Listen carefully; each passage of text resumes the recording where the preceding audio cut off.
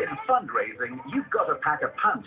And with 4 Grammys and 28 million records sold, Christina Aguilera was the knockout act of this year's United the Stars concert.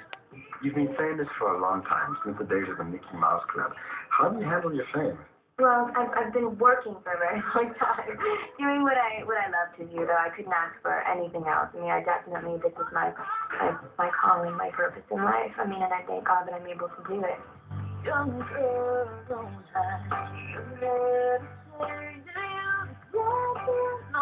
From her debut 6 years ago through 2 very diverse CDs and several hit singles, her image has swung to all points on the compass. Now, the music in your new album is inspired by the 20s and the 30s, which was a very romantic period.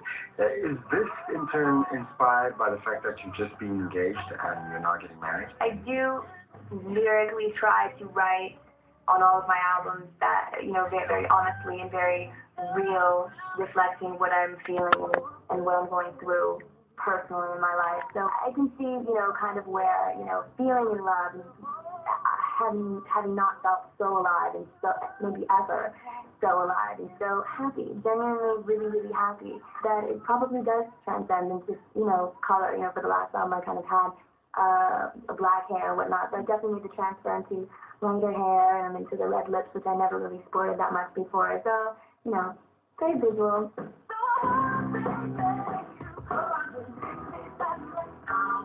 Her assertive second album, Script, which she co-wrote and co-produced, was a commendable escape act from bubblegum pop. Do you think that your feisty nature to fight for your life stems from the fact that your dad is a U.S. Army sergeant?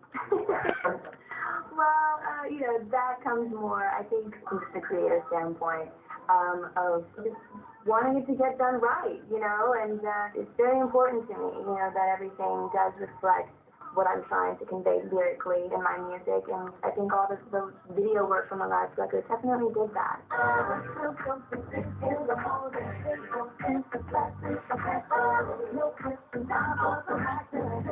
The saucy single Lady Marmalade, sung with Pink, Maya and Little Kim, opened a door to a more sexual self-expression.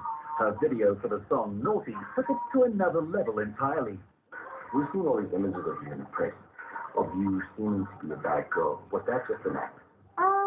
I wouldn't really say bad girl. I think, you know, there are lots of labels out there and whatnot, and I think really all that I've done is just act my age, really, you know, if you look at it. But, you know, being in the public eye and, you know, being out in the spotlight, you know, everything is kind of scrutinized and labeled and judged, and, you know, everyone has their own opinion about it. But really, I'm just living my life, you know, and I think with every age and being a person that constantly just evolves on myself, that does transfer and reflect in my music and in my art as well.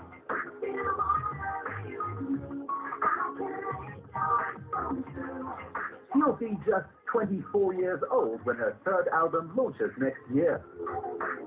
What has fame taught you, and what is your philosophy on life? You know, I just, again, it's just living my life and, you know, taking each day as it comes, you know, really making the best decisions I can, best to my ability, and really just trying to stay true to who I am and why I'm doing this in the first place. I mean, yeah, with being out there and, you know, kind of in the limelight and whatnot, you know, there's a lot of craziness that comes about, you know, you're surrounded sometimes with people with not the best intentions that try to take advantage of you, and at such a young age being it and whatnot. It's really hard, and I've had to learn the hard way many times, and I've trusted and I've gotten hurt many times, but, you know, there's so many lessons to be learned. Any regrets? No, because I think from every experience, you know, you can only grow from making choices and realizing maybe the mistakes and learning from that, you know, so I just, you know, I try to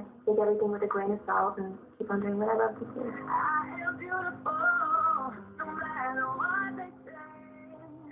She performed in South Africa and returned home with just 24 hours to spare before her wedding day.